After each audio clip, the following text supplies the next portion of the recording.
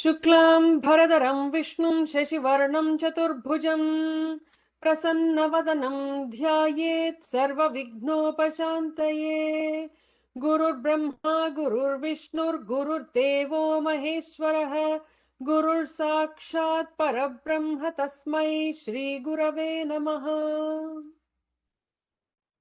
Who would like to get us started? I will start. Awesome, Manuji, go ahead. Sorry, I missed. I had to go to the airport earlier class. No worries. Shri Bhagavanuvacha Prajahati yada kaman sarvan partha manogatan atmanyeva atmana tushtaha stita prajnastadochyate. Shri Bhagavan, the Lord, Vacha said, Partha, O Partha, Yada, when, Sarvan, all, Manogatan, as they appear in the mind, Kaman, desires, Prajahati, gives up, Atmani, in oneself, Eva, alone, Atmana, with oneself, Tushtaha, one who is happy, Tada, then, Stita Prajnaha, a person of ascertained knowledge, Uchyate, is said to be. Sri Bhagavan said, when a person gives up all the desires as they appear in the mind, happy in oneself with oneself alone, Partha, Arjuna, that person is said to be one of ascertained knowledge.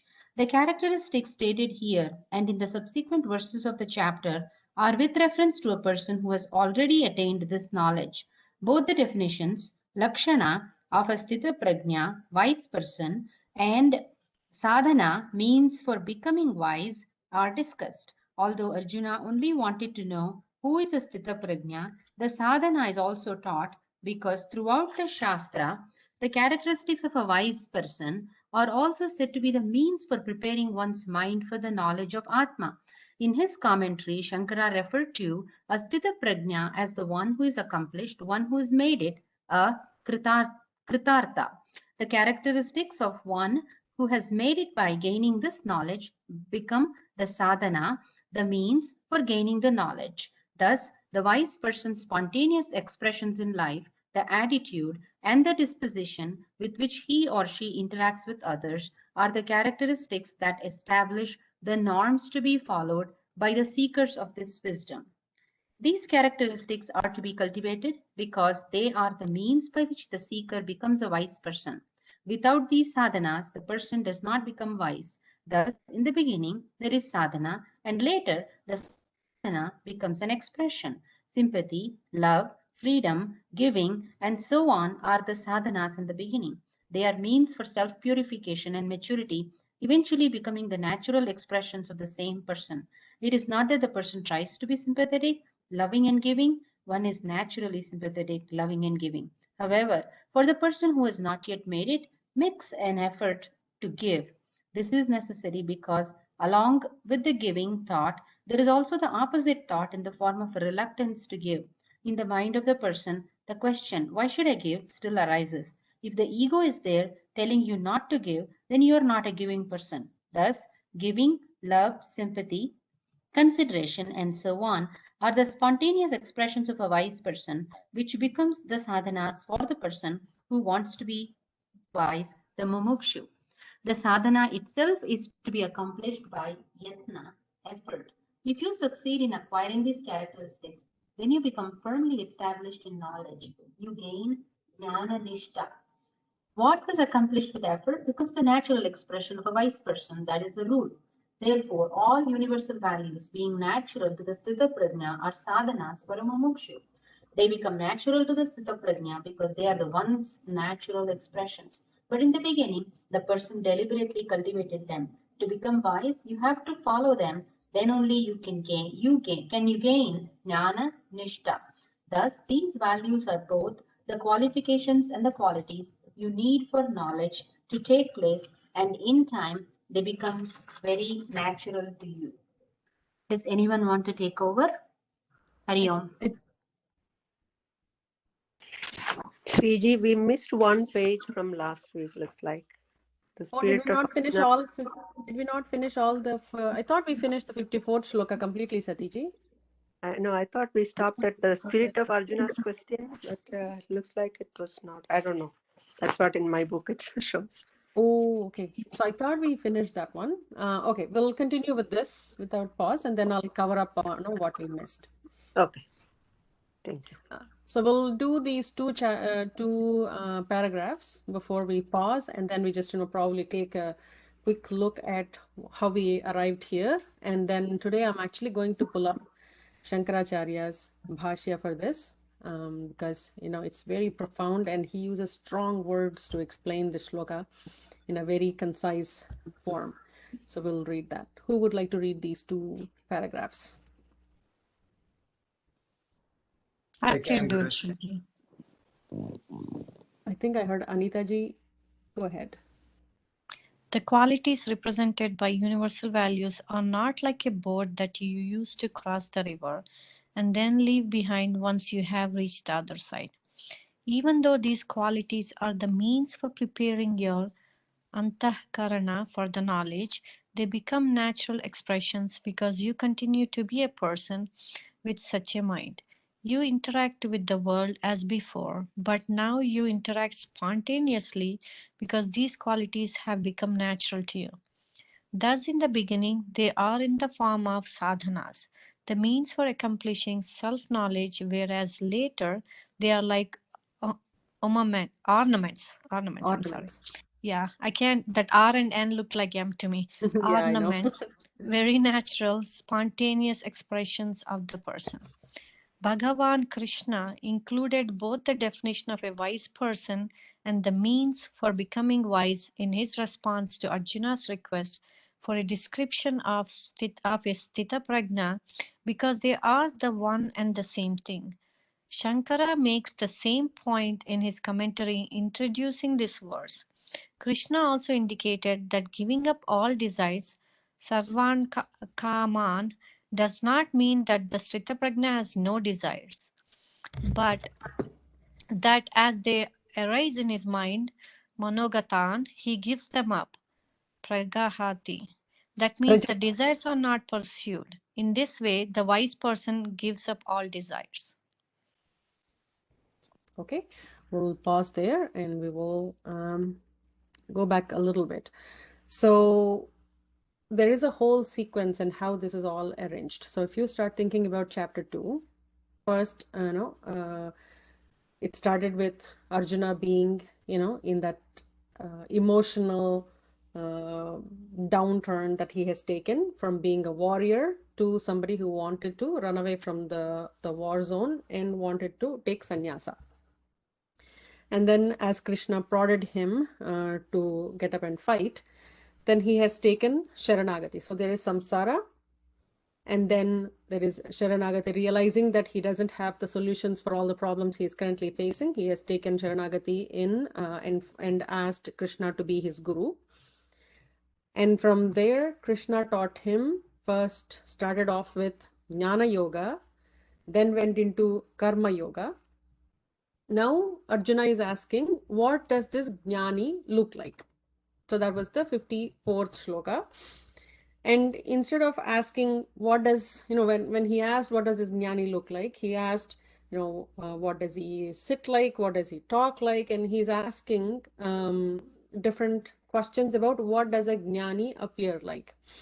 But to Satiji's point, that paragraph where Swamiji explains what is the essence of the question. The question is not about whether the Jnani will wear ochre robes, or whether the Jnani has a different hairstyle, or whether the Jnani smiles differently. That is not necessarily the essence of what Arjuna is asking. Arjuna is asking, what is the approach to life that the Jnani has? And Krishna is explaining that in 55th shloka. So from 55th shloka, I think until the end of the chapter, he gives various steps in who this person is. So we will look at all those steps first, and then slowly we'll start going into each one of them. So it starts off with the first, 55th shloka says, somebody who is satisfied in oneself. That's the first one. Second one, we immediately in the 56th shloka, So if you want to write these down, you can, because everything is going to, like, independently be taught, and then concisely we should all be looking at it as a holistic picture of the things that are required for us to be a sthita prajna. The second one is equanimity in pleasure and pain, which we have already seen in previous shlokas, but Bhagavan repeats here.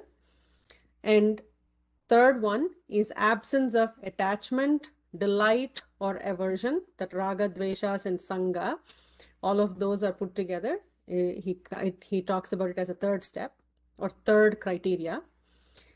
In the fourth one, complete withdrawal of senses from objects, and he gives a beautiful analogy of a tortoise. That's coming soon. Fifth aspect is devotion to the Lord. Sixth aspect of this is the universe is a mere dream to a stage, and that's one of the nice shlokas that's coming up as well. So it's a dream to the sage. And seventh one is subjugation of desire and personal self. So and I want to actually share, I've taken a snip of Shankaracharya's bhasyam for this one. So prajahati. So let's actually look at the word sthita prajna first. Okay. So here Arjuna is asking what does a sthita prajna look like? Jna means knowledge. Prajna means intellectual knowledge. Sthita prajna, somebody who is ingrained that into themselves. It is not just pure intellectual scholarly knowledge, but it is ingrained in them. So what Swami Paramarthananda ji calls this, turning your IQ into your emotional coefficient, and just making it into your psychological strength. Being intellectual, understanding everything doesn't necessarily mean the person is ready to face all sorts of problems in the world. So when these problems arrive, somebody can take them to, there is the levels of acceptability for each of us with all of this jnana that is being acquired.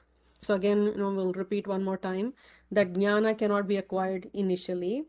So a karmi, somebody who is only about the external world, the material benefits, and who is only doing actions for those reasons, starts to become karma yogi, offering karma yoga means two things, Ishvara arpana buddhi and Ishvara prasada buddhi, and surrendering to the Lord.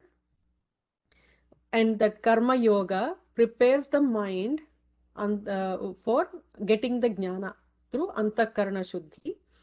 And then jnana is taught by the guru from using the scriptures, the Vedanta, and the person gets the knowledge. And the knowledge is not something external that it's something else is being taught to me. It's about me that the scriptures are teaching. And when that knowledge is acquired, so initially the knowledge is intellectual in the Shravana, Manana, Nididhyasana phase that we've been talking about. In the Shravana stage, it is just mere knowledge. I'm learning about myself, just like I've learned about an apple or something else that is external. Similarly, I'm learning about myself as if it's external knowledge. And then during Manana, I clarify all the doubts, ask questions, because it is not something that I should be believing in or something that is being forced upon me. It's something that I have to realize. And that happens during the Manana phase. And in Nididhyasana, that is something to be lived and practically being applied to every moment. So in all of this, what they say is that intellectual knowledge turns into emotional strength. So how does that happen? So this person who is a jnani, what does he look like? So prajahati, prakarshena jahati. So that is how Shankaracharya explains it. So as if you're throwing out with force. It's not just just leaving like this. It's just with force, you're just getting rid of it. And when you get rid of it, parityajati yada yasmin kale Sarvan samastan kaman icha bedhena he partha manogatan manasi pravishtan hridi pravishtan. So this one is very important on how Shankaracharya explains this. He's not saying, let the desires go. He's saying just throw it out. Get rid of them as much as possible. And when do you get rid of them? As soon as they arrive in your mind, as soon as they arrive in your heart, get rid of the desires, is how Shankaracharya is explaining it. And what kind of desires need to be, so does it mean that no desires, how is that even possible? We all have desires. I need to have a desire to have food, otherwise I'll starve. I need to have a desire to sleep. Even those are basic desires that we have to, having a normal livelihood. So what desires are allowed? And there is a whole sequence that's coming up. There are 4 criteria to figure out if our desires are okay to have. One is they are supposed to be legitimate desires, as we all know, of course. And legitimate is how, if I have legitimate desires, can I have, can I go overboard with them? No, the number 2 criteria would be in moderation. And what's in moderation? Again, that scale changes from person to person. As long as all you're doing is not just purely for material benefits, then there is moderation, that you're actually taking time for your spiritual activities. Then the most important and most difficult of the criteria is non-binding desires. So it is very difficult to implement this. And Swamiji gives a lot of examples to explain this to us. And as I keep thinking about this one thing, the disobedient son is not the problem. The dependence on his obedience is the problem. So I find that funny. So I remember that quite a bit. So what are all the things we say? Oh, I love my child, and therefore, I want to give them the best of lives. The best is according to you. How you define best may not be what your child is thinking is the best. But at the same time, we force our desires upon our loved ones. And we think that they have to follow the path and attain a certain result that is interesting or that is important for us. And if that doesn't happen, then we get upset about it.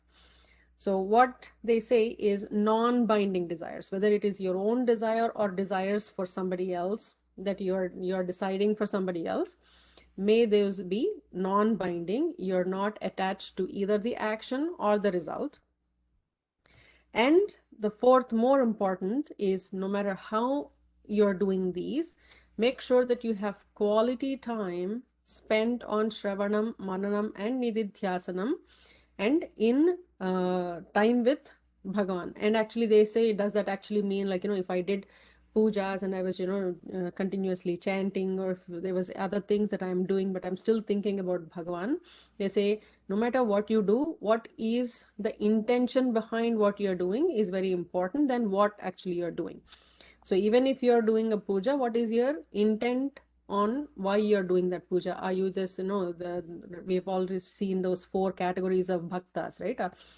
Artho, Arthartha, Jignasu, Jnani, cha Bharatarshava. There are 4 categories. Artha Bhakti is I have problems, solve this, my daughter is not married, my knees are aching, whatever. So all of that list of I need help.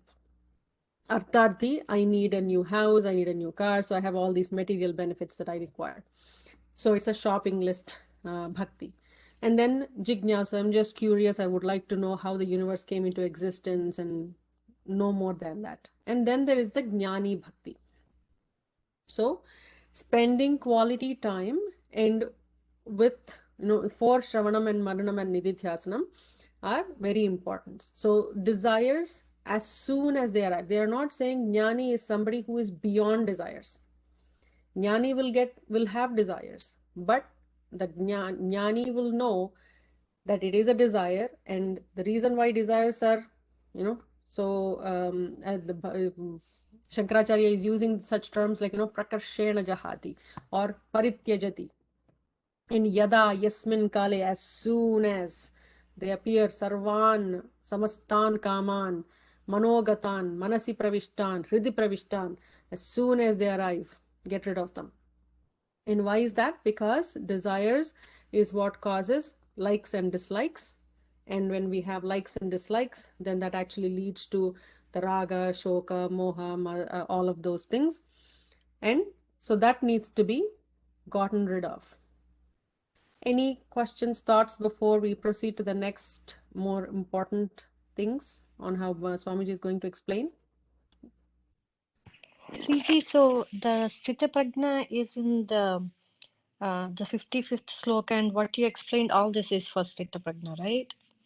Correct. So all of the whatever we've been studying from chapter 1, chapter 1 was setting the stage to how a samsari is. From samsari to Sthita Prajna is where we have arrived. So it's a massive transformation between the two. So it's important to understand the whole scale of things and what has caused one person to move to jnani, or what has actually caused a person to be a samsari in the first place. Because Arjuna is just representing all of us, right? So the Shravana, Manana, Nididhyasa makes you reach the Sthita Prajna state, correct? Correct. Okay. So being a karma yogi, spending time on Shravanam, Mananam, Nididhyasanam, understanding the knowledge, understanding it the right way, without any confusions, without any doubts, absolute clear knowledge, I understand it. And then being able to convert that intellectual understanding into emotional strength. And the person who converts that, and how is he going to be? He is going to be somebody, it's a beautiful sentence, and we should all just use this on a daily basis. Where is that? Atmanyeva atmana tushtaha. So this line is to be underlined in gold letters. So a person who has given up all the kamas as they arrive in the mind, and a person who is satisfied in self, that person is called as Sthita Prajna.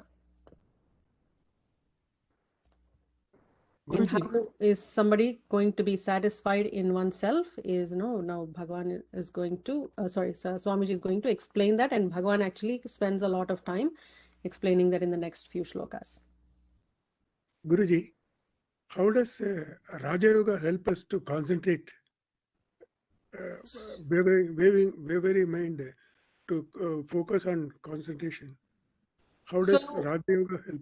Oh yeah, absolutely helps. And the first thing, when we think about either Ashtanga or Raja Yoga, any of these, there are various methodologies, right? As soon as we are able to first, it helps us go inwards. And the mind is always seeking outside. The sense objects, are outside, and the sense organs are meant to find what's outside and give that information over to mind. So it's always a distracted mind. There is this cycle that's going on. Any Ashtangam, and Raja Yoga has many definitions. According to Vivekananda, Raja Yoga is he very closely talks about Kundalini Yoga in Raja Yoga. There are other definitions for Raja Yoga to what I have heard.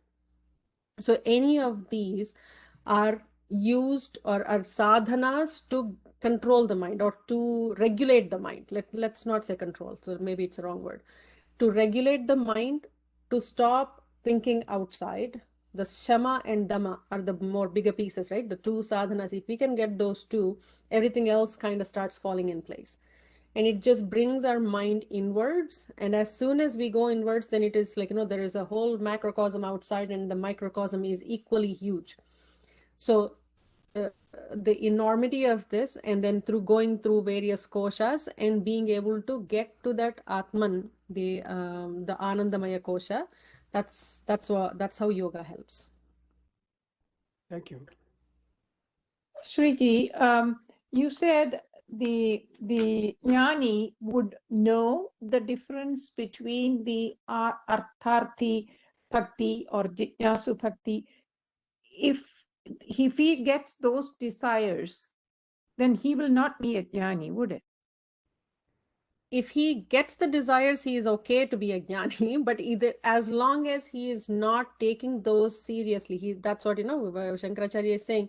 And when Swamiji will explain, I think in the next couple topics, he'll say a jnani will have desires. For example, and I think Swamiji, or whether it is in this book or in Swami Paramarthananda's lectures, where they say Shankaracharya had the desire to write the commentary, or Krishna had the desire to teach, but they are writing the commentary and teaching the jnanam is for larger good. Their desires, and even if Arjuna fell asleep during the jnana transfer that Bhagavan was teaching him, Bhagavan would not mind it. And Shankaracharya probably would not mind if we all say are reading, or his intent is not like, if my book is published, am I going to get something material benefits out of it, right? They wanted good for others. So that desire is non-binding. It's a legitimate desire. It's in moderation. That's exactly not the only thing that they did. They spend their time with Bhagavan. So that is it's a desire that is okay to have. But if it is a desire that is outside of these criteria, is a material benefit related desire, then they can easily differentiate that from the Shuddha desires. Shuddha kama is the one that, that is the definition, or that is the word that is used for these desires that are legitimate, moderate, and, non-binding desires, all called as Shuddha kamas. If they can differentiate between the Shuddha kama and Ashuddha kama, and as soon as the Ashuddha kama comes to their mind, they are getting rid of it. Not because they're not suppressing those desires. They know that anandam that they will get because of the Ashuddha kama is going to be limited and impermanent. That's why they actually can differentiate those two and can get rid of the ones that are not necessarily and focus on the Shuddha desires. Oh, okay. Okay, that makes sense. Yeah, thank you. Sriji, Raja Yoga means like, the yogas and, meditation and stuff, or? Yes, there is lots of sadhanas, including bandhanas, like, mudras, yoga, all the Ashtanga falls into that. And some people say it's a little different. There are various terms, right? Like, Hatha Yoga Pratipika uses a different kind of terminology for it. Ultimately, all of that comes down to whether you call it Panchanga or Ashtanga.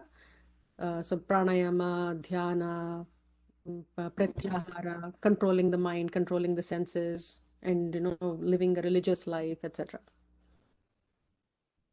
Sriji, is it the same as the Brahma Kumari's Raja Yoga? I have actually been in some sessions in the Brahma Kumari's Raja Yoga. It's a little different, is what I found. If you read, if you read Raja Yoga by Vivekananda, Swami Vivekananda, it's very different than what I have seen in the Brahma Kumari's one. Okay, thank you. Okay, shall we proceed forward? Krishnaji, Bhaskarji, did you want to read? Oh, yes, Guruji. Thank you, Guruji. Please go ahead. Can you be happy if you give up desires? Now the question may arise, if a man gives up all desires, does that not mean that he will have no happiness, Ananda? We know that a man is happy only when he fulfills a desire, but here he gives up all desires as they arise in his mind and at the same time continue to live. If all his desires disappear and he disappears with them, there is no problem. But if he gives up all the desires and continues to exist in this world, it seems that he has no way of being happy. What recourse does he have except to become high on drugs or a madman who is always laughing at nothing? In order to answer this question, we have to take two things into consideration. First, people are not happy, and secondly, people are always busy fulfilling their desires in order to be happy. They are always hopeful that happiness will come because they do become happy occasionally. Tomorrow will be better, they say. Everything will be wonderful when this is over. It seems, therefore, that the people who pursue their desires are always working for happiness, whereas those who have given up all desires have no way of being happy, and no one can remain for a long period without being happy. Bhagavan corrected this train of thinking by saying that such a person is happy with himself or herself. Atmani eva atmanyeva atmana tushtaha, in himself or herself. The wise person is happy. Everyone is happy in himself or herself anyway, but always because of something else. Here, without any external props or circumstances, without expecting or depending upon any condition whatsoever, the person is happy. The analogy of a sugar crystal is useful here. Simply by being a sugar crystal is sweet. It does not require a sweetening agent to be sweet because it is already saturated with sweetness. That is why it is sugar crystal. Therefore, it cannot be sweetened further. Similarly, one is happy, tushta, does not depend on any other object or situation to be happy. By one's own awakening to oneself alone, one is happy. Such a person is called sthita prajna. Shankara explains here that sthita means well established and prajna is that knowledge which is born of viveka, the discriminative inquiry into and the analysis of the Atma and Anatma. And therefore, the one for whom this knowledge is well established is called Sthita Prajna or a Vidwan, a wise person. Arjuna wanted to know what a Sthita Prajna was, and this was Krishna's definition. It is an excellent, complete definition. A Sthita Prajna, Krishna said, is the one who, being awake to the fact of Atma, being happy for no other reason, gives up all desires that arise in his or her mind.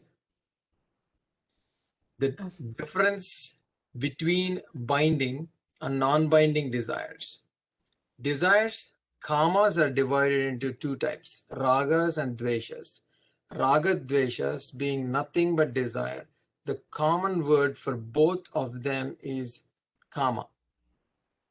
I want is kama. I want such and such can be either something you want to acquire or protect or something that you want to avoid or get rid of. Either way, it is a kama. I want. This want can be in the form of raga or dvesha, depending upon whether you want to acquire something or get rid of something. Guruji, you want me to continue or? See if anybody else is interested in reading.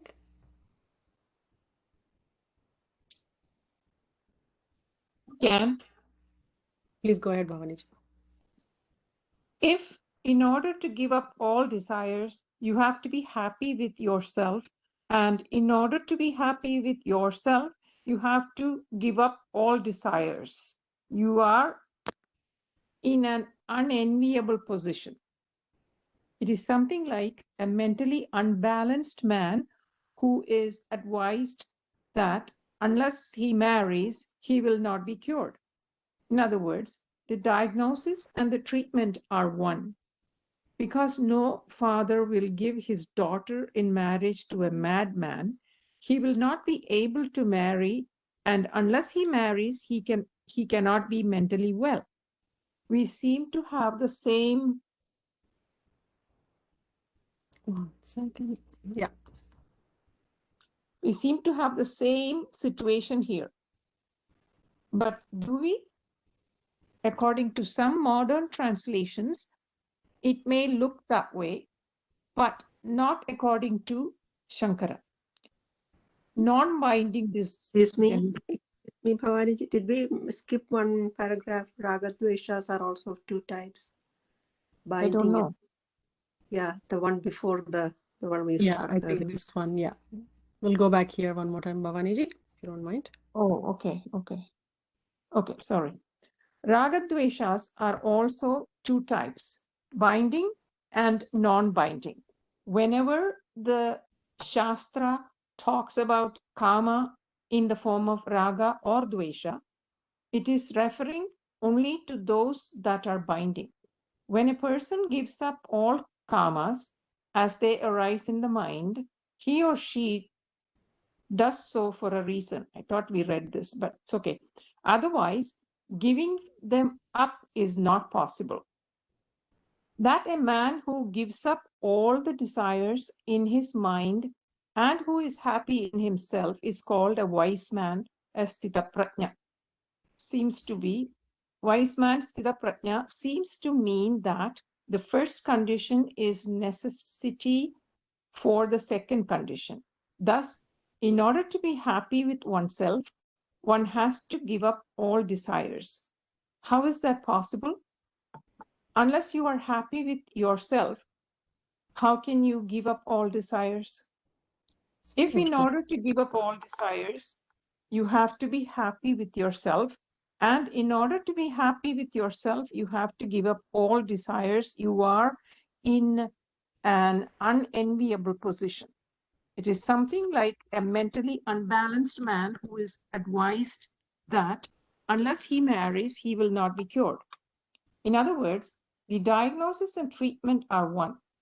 Because no father will give his daughter in marriage to a madman, he will not be able to marry, and unless he marries, he cannot be mentally well. We seem to have the same situation here. But do we? According to some modern translations, it may look that way, but not according to Shankara. Non-binding desires are not the problem. First, Shankara created a problem by saying that a person who gives up all his desires is like a madman. Otherwise, how can he be happy? Then he said, a man who is happy in himself, by his own awakening to himself, does not need any desire to be fulfilled in order to be happy. What desires are being referred to here? Only those desires whose fulfillment is meant to make me happy and not those that are non-binding in nature for me. Non-binding desires may include a desire to do, a desire to write, a desire to teach, a desire to give, a desire to just simply stay put, and so on. Non-binding desires are not being considered here, only binding desires. If a wise person is one who gives up all desires, where does that leave Shankara, who wrote the commentary on giving up desires? Was he a wise man? Was Krishna, who taught Arjuna, a wise man? Was Vyasa, who wrote the Mahabharata, in which the Gita appears, a wise man? If only those who have given up all desires are wise, none of these men can be considered to have been wise. Krishna seemed to have a desire to teach. Krishna all but pounced on Arjuna. He did not even mind that he was in the midst of a battlefield. Krishna's knowledge seems to have been bottled up inside him, and it came pouring out for Arjuna's asking in one long continuous flow. Aside from his desire to teach, Krishna seemed to have some other desires too. For example, when he was asked to drive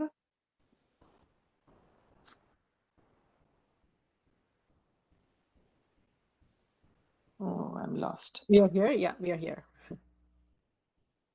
Where? Okay, so I don't know if you see when I highlight stuff, so maybe I can Oh, highlight. okay. When he was asked to drive Arjuna's chariot, he agreed. Had Krishna given up every desire that arose in his mind, he could not have driven the chariot, but he did drive it. He also took up the flute and played a lot of songs. If this desire had been given up, all the gopis would be still, waiting to hear his music, and he would be still sitting with his flute poised. He would not have even had the desire to remove his hands from the flute. Since Krishna presented himself as one who performed various actions, and since doing presupposes desire, he could not have been a sthita prajna by his own definition. Vyasa also must have had a lot of desires to have written this great magnus opus, this huge work called Mahabharata. To have kept on writing as he did, Vyasa must have had a very special mind indeed, and a lot of desires as well. People often have the desire to accomplish some enormous project or the other, but then after a while they give it up. They begin it but do not complete it. Not Vyasa. He began and finished every chapter. Thus, according to the definition, he could not have been a jnani. In fact, no teacher can be a jnani. Thus, they must all be ajnanis. If the desire is not there, a wise person cannot teach, which means that only the other wise can teach. But they have nothing to teach. Unfortunately, the explanations put forward in some modern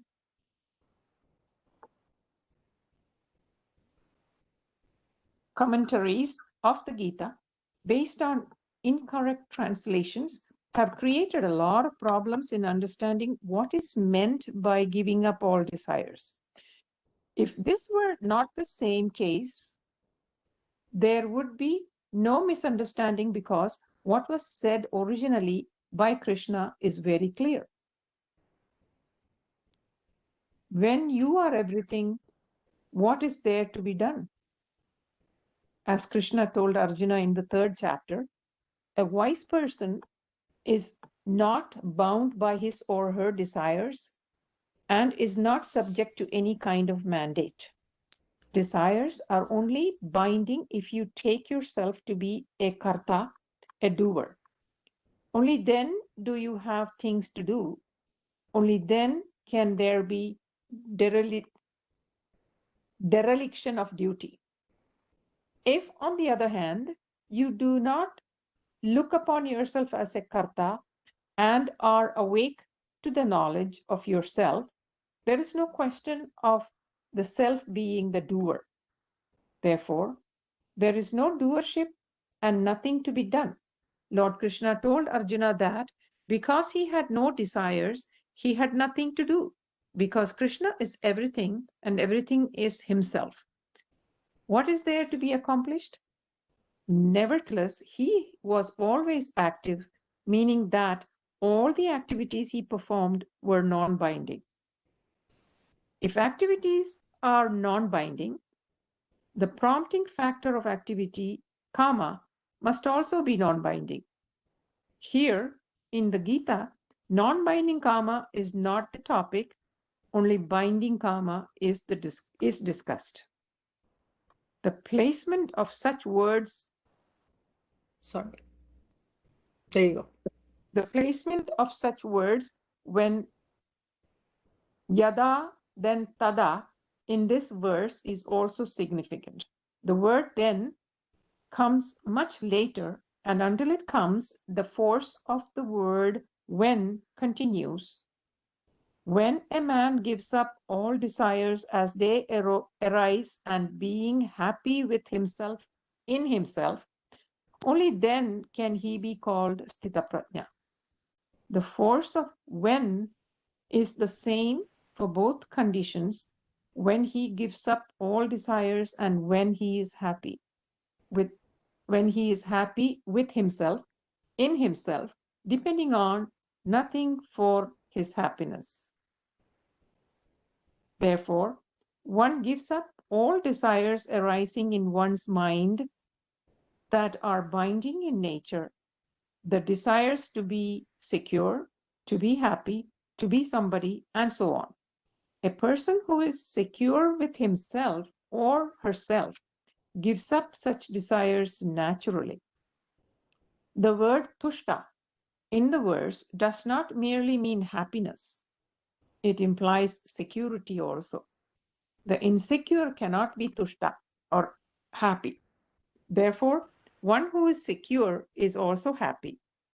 And giving up all desires is possible only when one is happy with oneself. Thus, the definition of Sthita Prajna is complete. Wow. This is strong. What else can be said? One who is happy with oneself is a wise person who can totally accept himself or herself because the self is acceptable. The self is perfect. It is not imperfect. Perfection means that there is no sense of imperfection whatsoever. The self is free from any sense of imperfection, and the whole creation, the whole world, the universe is non-separate from the self. Because the self is complete, Purna, it cannot be improved upon. Just as the sweetness of sugar cannot be improved upon, so too the fullness of the Atma cannot be improved upon. Being awake to the fact, the person is happy. Okay, we'll probably take a pause there, Bhavaniji. Yeah. Any thoughts before we move forward? Shreeji, I have, Please go ahead. yeah, so we are to say that we are to think that we are not the doer. So when Krishna is not thinking about him being a doer, but there is that sense of, I don't know if I should call it responsible because he's really not responsible for anything, but I don't know. How does he do anything? For example, giving the entire Bhagavad Gita without him considering him to be a doer. I'm not understanding that part. Okay, so the two words that are very important in Vedanta is akarta and abhokta, right? So think about it as there are two aspects that we have seen. The two dimensions of life is me as consciousness, and I am living in this shell called the body, mind, and sense organ complex. And the prarabdha or any scenarios that are being presented to me are for this body, mind, and sense organ complex, the BMX complex, and not to the Atma. The Atma by itself is akarta and abhokta. So if I know myself as the Atman, then any activity that I am doing based on a scenario that is presented to me, based on what the higher intellect is, the response of the higher intellect, not being attached to the scenario, not being attached to the person that is presenting the scenario, not biased by any means, based purely on what is my dharma. I perform an action that is required at that moment. And then I'm completely detached from it, and then I move past it. So the best way to think about it is, for example, the difference between planning and worrying. If you think of, for example, if you're thinking, okay, I'm going to plan my finances for the next 10 years. So we sit down and, we could just probably take an Excel and just, put all those numbers in. And then, I'm just spending this 1 hour planning my financial status.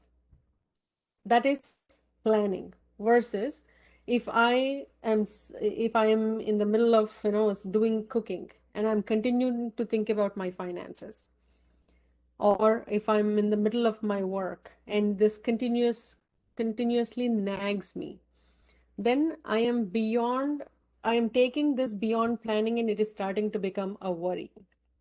So that's the difference between being attached to something and being like, rationally taking what's necessary, doing an action and just moving past it. And then when time requires attention, so you just come back to it, you perform the action and you move past. I don't know if that example actually gave you an answer, Jay Shriji. The other analogy that you can take as, it's like a toothache. Unless we actually get a toothache, we don't usually bother about them, or like any ache for that matter. My finger is aching, and that's constantly like, troubling me, and it tells me that I'm here. It just, takes all your attention. So a particular activity, if it is taking too much of your attention and too much of like, you want to spend elsewhere, but this is pulling you into, getting attention from you, then that is a bound desire to finish that. That doesn't exist for a jnani. So if Arjuna asked for, getting jnanam, Krishna was there and Krishna taught everything without any, holding back. He just transparently started off with jnana yoga. Here's karma yoga. Then after 50 shlokas, he gives a nice pause, and maybe not 50 shlokas all the way. So from 11th shloka to 53rd shloka, he just went in one stretch and then gave a pause. And then because Arjuna asked a question, he continues on. And then Arjuna keeps asking questions, and then he continues without saying like, how many more questions will you ask? He's just in that, without holding, he'll answer those questions. But as soon as, Arjuna says towards the end, Nashto moha smritir labdha, so I got it, I understand now, my moham is gone. Then Krishna is not going to hold on to Arjuna and continuously teach him. He says, okay, you got it, now I'm moving on. So knowing where to stop and when to stop and how much to think about something, that is going like the unattached, doing your duty. But Atma by itself is completely akarta and abhokta, because it is not tainted with any of these mayas. It is not attached to anything. It is beyond all of this. So Krishna as a jnani is unattached, because that's that's how a jnani behaves in the world. But at the same time, Krishna as the Paramatman is not the karta of any of these actions. Did that answer the question? Yes, Shriji, thank you. What does abhokta mean? Abhokta is the somebody who is not getting the fruit. I'm not the beneficiary of the fruits of action. Consumer. The person who consumes the result. Correct. Okay, a very important set of notes here. So what I would recommend all of you to do is to just read through this. Atmanyeva Atmana Tushtaha. There are two different ways you can take it, and it's being talked about it. There is the other way, which Swamiji is trying to explain here. Knowing ourselves as the Atma does not require anything else to make it full, to make it perfect. So all the desires are not to please the Atma. All the desires are to please your personal emotions, or our bodies, or like in our sense organs. If I like a particular fruit, I could, say, oh, my son loves this, therefore I'm going to take it, or I'm going to cook for him, some dish that he loves. My attachment is to my son, to the happiness that he would feel. If he felt happy, then I would be happy. If he is not happy, then I am not happy. So my happiness is dependent in those scenarios on somebody else outside of me. But Atma does not require any of these. Everything that we do in 24 hours each day for all of our lives is to please something outside of Atma. But as soon as a jnani understands the Atman and how perfect and how full it is, there is nothing else that would be required for that person to be happy. So that person can say, yeah, I don't need anything to keep me, continuously happy, something that needs to please me all the time, whether it is a person, place, or thing, or some food, or nothing is required. I can either I'm okay with this. I'm also okay with something else. I'm okay with just taking a nap, or I'm okay with reading a book, or I'm okay going out for a walk. So that Purnatvam is what needs to be understood. And once that Purnatvam is understood, then there is nothing else that binds, and no desires are required to be fulfilled in order to keep that person happy. Guruji, this is actually a great explanation. Guruji. I was wondering, like, for example, every time I have low energy in my mind or body, I'm trying to disconnect from that permanent truth. I'm getting into something that's not going to be permanent. And it's almost like if I surrender my mind to the Lord and just focus on that permanent Lord and his love, and surrender the mind there, and then focus the intellect on the Atman, and then let my body dynamically just use whatever energy that comes out, then the energy doesn't dissipate. So it continues on and on and on. And as soon as I control the mind, when it goes into the future, it creates anxiety. When it goes into the past, it creates depression in case if the thoughts are not that good, or creates worries. And the excitement of the present also like peaks if something good is happening. So I think connecting to that eternal truth is somehow like telling myself like, hey, I'm like this mritya, or I'm going to dissipate, but my atma is going to move on its journey. So that's all it is, and just deal with it. That actually is a very nice this class is very calming to my mind. Guruji, thank you very much. I actually would like to just, add two things to that, Bhaskarji. So a couple things. One is, if the body is hungry, and if the mind actually is like, requires that sodium ions, and like, we need to keep it active, right? So after a full day's work, we cannot say, yeah, you know what, I'm not going to feed you, but I'm just going to sit and, do meditation. That mind cannot focus, and my mind cannot stay focused on doing the meditation. So what is required to maintain the body, that needs to be completed. And I feel that sometimes, like, I do upavasas, and sometimes by evening, it's, my head is throbbing, and I feel like, okay, I just need some sodium. I understand what I'm currently going through, and then I know how to fix that, and then move past, right? Like, body requires maintenance. That's one part that needs to be kept in mind. The other one is the dependence on somebody else and something outside to keep us happy. That's what we do. We kind of get into, and Swami Paramarthananda was, I used to explain, there is one other thing that, I've always continued to laugh at. He's quite humorous. He says, oh, that person used to smile at me every day. His smile was 2 inches long, and now today it is only 1 inch long. Therefore, I am upset. Something's going on, and it bugs me. So we depend on so many factors that are external to us throughout the day. And how many of those do we really, really, really need? Analyzing, I need to listen to music, I need to get the bus on time, or my car needs to start on time, or I need to get this, get my mortgage approved, whatever those could be.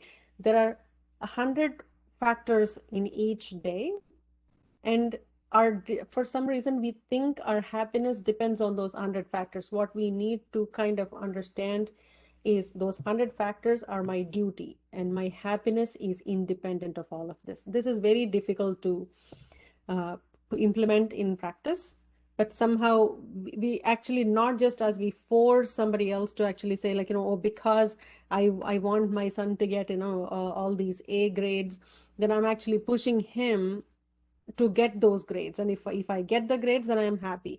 Now I'm actually not just myself, I'm pushing somebody else to fulfill my happiness. And all of us do this, right? So how we go past this, and as Bhagavan was saying, this is a sadhana as well as the lakshana of sthita prajna. This is the methodology on how you get to become the person that, that's sthita prajna. So it's a beautiful shloka. I don't know, I'm like so passionate about this. I could keep talking about this forever. So I'll probably stop there. And I do have some notes that I'm going to post in the group that talks about three things. I was just trying to frantically draft the third one, which is a very important. It's measurement of spiritual progress. And we've previously talked about it. I've never posted it in the forum. I'm going to do that. So it talks about three things. Frequency of our emotional responses. You know, in a day, are you feeling elated, joyful, like, you know, that pendulum that we've already talked about? Either I'm frustrated or I'm elated. Is that happening once in the past? It was happening, say, 10 times a day or 100 times a day, or I've been complaining about something.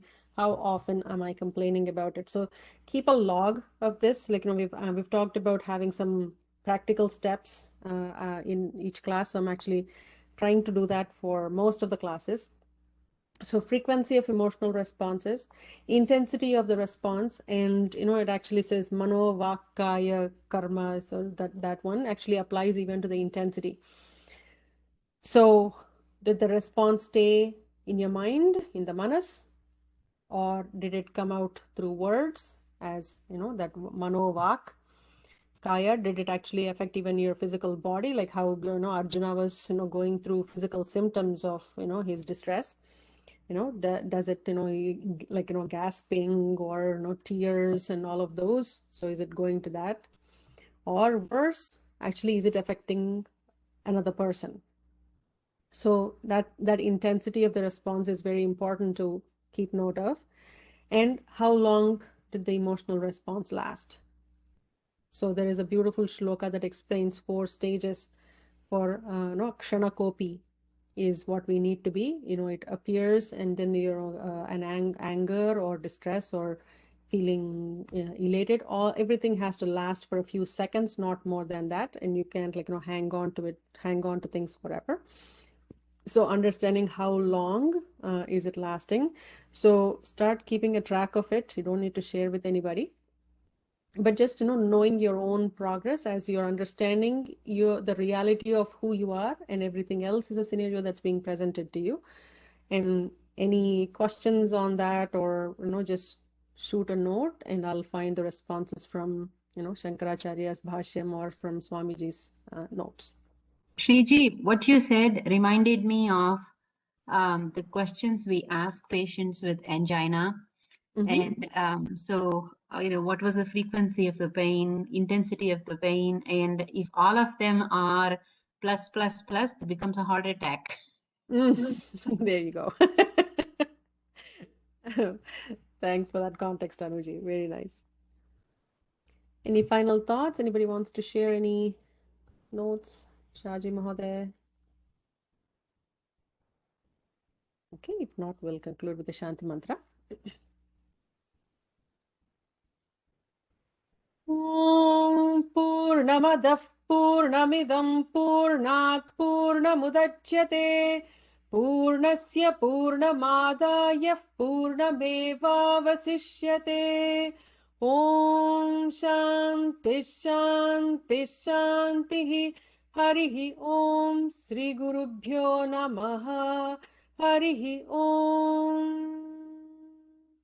Sarvam Srimannarayana Charanaravindarpanamastu. Thank you so much for your time. We'll catch up next week. Thank you, Shriji. Thank you, Thank you. Dhanyavada. Namaskaraha.